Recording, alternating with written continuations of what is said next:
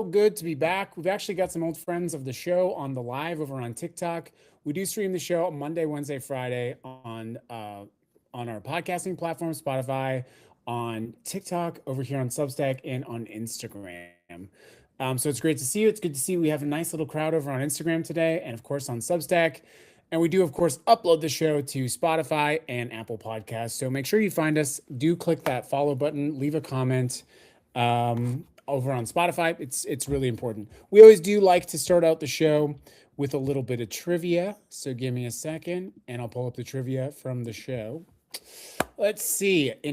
Big day today. In 1980, Mount St. Helens in Washington erupted in the 5.1 magnitude earthquake with that massive landslide. I don't know if you remember seeing, but there was that one photographer who like stayed on the mountain and took those photos as it was exploding. And then I don't know, I feel like this is right, that he like laid on top of his camera because he knew that he wasn't going to make it. Traveling at over 230 square miles at 300 miles per hour. The blast was devastating. If you ever get over to Seattle, they have I forget the name of it, but they have a great presentation about that. Yeah, I was a little bit too young to remember that, but I remember reading about that. Today, folks, is No Dirty Dishes Day. It is framed, of course, as a lighthearted consumer moment. It highlights the unseen labor involved in household maintenance and the structural reliability on modern duties. Moderator Cat. Today is International Museum Day. Established in 1977, this day is designed to recognize institutions that preserve cultural history and historical artifacts. Do you support, whenever I travel, no matter where I travel to, I love to visit a museum, especially if it's a small town. Small town museums are the best. They really are. I'm talking like if you go to a town that's got like 4,000, 2,000 people, small town museums are the best. In terms of birthdays today, Malcolm X was actually born today. He's obviously a towering figure in the civil rights movement. And let's see. Why did the Invisible Man turn down the corporate job offer? He just couldn't see himself doing it. All right. All right. They're not always good. As I said, everyone, it's good to be back on the show. We have three stories that I'll tie together today. If you're new to the Ignition News, what we like to do is cover stories that aren't typically covered in other news outlets and tie them all together in a way that helps you to build community, push back, and fight for democracy. So let's first start in Minneapolis. On January 14th, ICE agent Christian Castro began pursuing Julio Sosa Celis, a Venezuelan. He had legal status to be in the United States of America. Yeah, you can tell it's my first day back. What happened was the ICE agent actually shot him through a door and he was hit in the thigh. Kristi Noem then went on television and accused Julio and his housemate of attempted murder, and prosecutors filed charges against the two on behalf of what the ICE agent said. They said that you probably remember the story. There was a prolonged shovel attack on federal agents. And then video of this incident came out, and it proved that not only were the agents lying, but that this was a malicious prosecution. Well, Minnesota prosecutors only identified Castro because they overheard FBI agents saying his name before Trump's people ordered a complete shutdown of cooperation with local law enforcement. Today, Hennepin County Attorney Mary Moriarty charged Castro with 4 counts of secondary assault and 1 count of falsely reporting a crime. So there you go.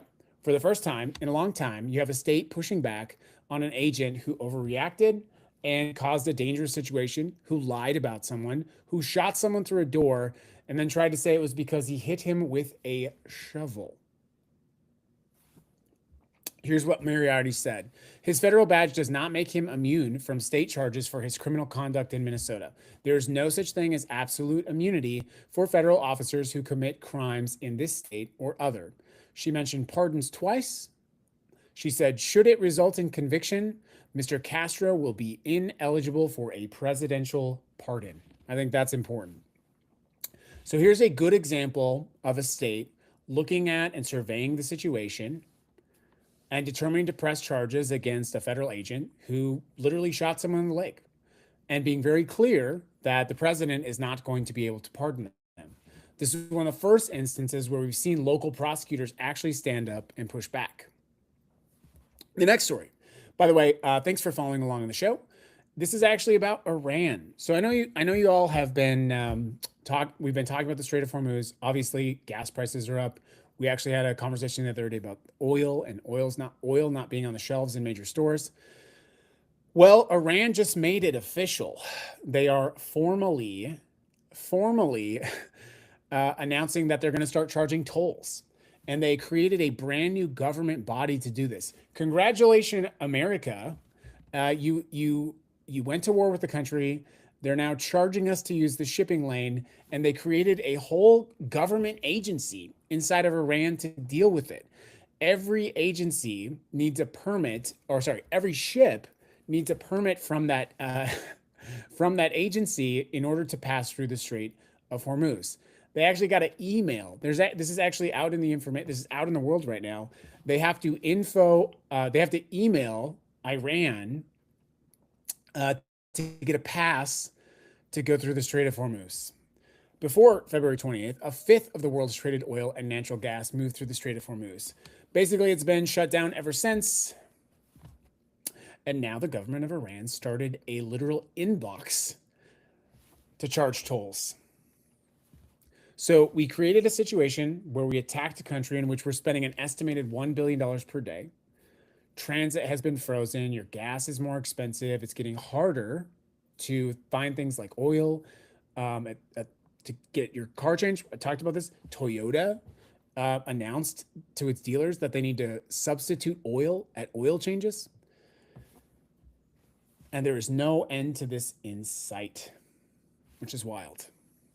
Before I get on to the third story for the day, I do want to talk about something, which is my decision to use my platform to get involved in a local political campaign. Here in Nevada, our governor is Governor Joe Lombardo. He's a Republican, and he is obviously up for re-election. And unfortunately, the Democratic playing field in the state of Nevada is pretty weak. When I analyzed that situation, I really couldn't find a candidate that I thought was consistent with my values. And in spite of that, people told me about a certain campaign that I started following along and I started covering with my platforms. And eventually, I decided to go and try to support that campaign. And in doing so, I went to a campaign event last week on the 14th. I got up 3 hours early to do that. I worked straight through the day, did not take a lunch break, did not take a regular break. And I went at the end of the day to go to this event. And I coordinated with the campaign. And, obviously my platform, I have a large platform. And I said, hey, I'd like to go ahead and get up and talk about the candidate. And they said, okay, that'd be great. We would love that. And so they actually got me up on the stage. And before I dive into that, you can actually see this happening right now. Look at this. It's happening. When I'm talking about it, you can see it happening. Actually, let me back up even more. Before I get into the rest of the story, what I need to be very clear about going forward is first and foremost, I am an advocate for autism and neurodivergence. And my priority will always be to use my platform to help normalize autism, the experience of neurodivergence, and to help normalize what people experience when they're doing that. I have learned a lot in the last 2 years about the challenges that autistic individuals face, and I had a choice to use my platform to advocate for those individuals. And I will always use my platform to do that first. I was quite clear with this campaign, and they're very aware of the fact that it says that, I very clearly, often, and openly discuss the fact that I'm autistic, but I also discuss the fact that I have a verbal language expression disorder. And so literally when you see me talk, and you're seeing it happen now today, because I wasn't planning on talking about this, is that I have to buffer what I speak, and that requires an enormous amount of processing power. And typically, as many autistic individuals do, I heavily script my pre-planned conversations. And when I got up to speak at this event, I was standing right next to this candidate. I was standing right next to this candidate and I started to talk. And you can go watch the video yourself. I published it on Substack. I published the entire chain of events on Substack. And I got up to talk, and this very crass woman in the front row decided to make it about her. And she kept interrupting me. What's your question? What's your question? And I'm going to be honest with you. I did not prepare for that. I assumed that given the opportunity to speak, considering the fact that I was passionately advocating for the community and for this candidate, that the candidate would do what candidates are supposed to do and control the room. And unlike any other individual in that setting, I was interrupted, and no other individual was interrupted. And so this candidate, for whom I had spent the entire day candidly working my ass off to get to this event, stood there and looked me in the face while this person interrupted me. And Instagram keeps shutting us down. That's interesting. Fascinating. And it was kind of shocking. In the moment, I just handled it because, I mean, I've been heckled before in the past. But what I realized after that event, let me keep going. Before I left that event, I took the time to go speak to every single person in that room who worked for the campaign. And I said, thank you for having me here. Keep doing what you're doing. And then I left and I texted the campaign. I was like, hey, it's go time. And they completely ghosted me after that experience. And afterwards, I shared my experience and how I felt as though this candidate left me hanging, even though I was advocating for her. And the entire campaign's response to this was to gaslight me about my experience and to say that my experience didn't really happen. And the result of that was kind of candidly a disaster. So, yeah. The reason I bring this up is because I made a mistake in using my platform to advocate for a campaign, and I should not have done that. And I should have done my research before I put myself into that situation, and I made a mistake. And the person that I was advocating for failed me in the moment, and now their campaign and their, I guess, surrogates are kind of weaponizing my neurodivergence against me. And I'm not seeking your sympathy in this situation because I am the one who put myself in that situation. I have every right to decide not to use my platform to advocate for a political candidate. However, the fact that I didn't use my platform and that I now will not use my platform has put the campaign in a place where their surrogate is candidly like making personal attacks about me, inclusive of posting screenshots of our private thread messages where I openly discussed my vulnerable challenges with autism. And what I walk away from this experience understanding is that this is wildly out of pocket for a campaign, and it's just not acceptable. And I regret supporting that campaign. I withdraw my comments of support from that campaign, but it also allowed me to focus on understand that I actually have a lot more work to do in supporting and advocating for the autism community. And that is what I need to do. And as challenging as it was, I took away from that understanding that my mission was not to support a candidate, but to realize how much challenge is actually in front of the neurodivergent community, which is fundamentally not represented in the political community. Someone keeps asking, how did you handle it? I made a joke and I kept talking is how I handled it. All that is to say, it's been a weird week. And I've been in the middle of a lot of like attacks around people who are being candidly very ableist and who are taking this opportunity to weaponize that same neurodivergence, autism in my example, and it's really disappointing. All that is to say, I appreciate the community that we've built here. I made a mistake. I won't do that again because my platform is not for that. I've said it. I won't be talking about it again. Well, let's move on to the last story, and that is about the 2028 Democratic primary. Speaking of primary campaigns, Atlas Intel just came out with a banger of a poll, and they have Alexandria Ocasio-Cortez in first place for the first time at 26%. We're talking about the presidential poll.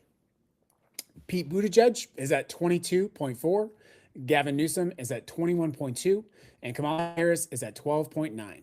Nobody else is in double digits. AOC has raised $15 million in 2025, 99% from small dollar donors. She and Bernie drew 30,000 people at a rally in Los Angeles very recently. And so at this time of dark politics and seeming like we're not making progress in the right direction, we have this kind of shocking poll result from AOC, not only in the lead, but comfortably in the lead. Here's what she said. My ambition is to change this country. Presidents come and go. Senate seats come and go. But single-payer healthcare is forever. A living wage is forever. Workers' rights are forever. So she's not necessarily working about her next job title, but voters are paying attention. And I think that's exciting news. So we have the government finally holding people accountable for what happened in Minneapolis. You have the Strait of Hormuz, Iran formally announcing a process, and then you have potentially a bright new star entering the presidential race in 2028. And the theme for today is accountability. Accountability matters, and accountability is coming. I know that times have been dark, but on today, I wanted you to reflect on those three stories because, well, I guess you could say it's probably not great that Iran is tolling us in the Strait of Hormuz. So I'll probably have to issue an in the moment correction on that. But the point is accountability for an unnecessary war. It is accountability for our actions. So I know it sometimes feels like we're never going to move past this era, but I think taking my lesson from what happened to me last week, sometimes you have to look at a situation and you have to say, well, this is as bad as it's going to get. Let's pick ourselves up, dust ourselves off, and move ahead. And that's what I'm going to do. And I hope that's what you decide to do as well. We'll be back live on Wednesday for the Ignition News. Be sure to check out the pre-recorded shows on your favorite podcast platform. Thank you very much and have a great day.